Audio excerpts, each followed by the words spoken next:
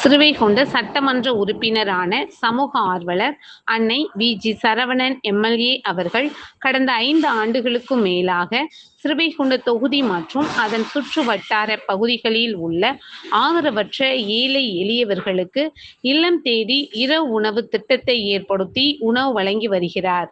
இந்நிலையில் தமிழக வெற்றிக் கழகத்தின் ஐம்பெரும் கொள்கை தலைவர்களுள் ஒருவரான சமூக ஆர்வலர் அஞ்சலையம்மாளை கொள்கை தலைவராக அறிவித்ததன் ஏற்பால் தமிழக வெற்றிக் கழகத்துடன் இணைந்து தமிழகத்தின் நிரந்தர முதல்வர் தலைவர் திரு சி. ஜோசப் விஜய் அவர்களின் ஆசியுடன் கழக பொதுச் செயலாளர் அண்ணன் புசி என். ஆனந்த் அவர்களின் வழிகாட்டுதலின்படியும் மதிய உணவு மற்றும் இரவு உணவு திட்டத்தை ஏற்படுத்தி உணவு வழங்கி வருகிறார்.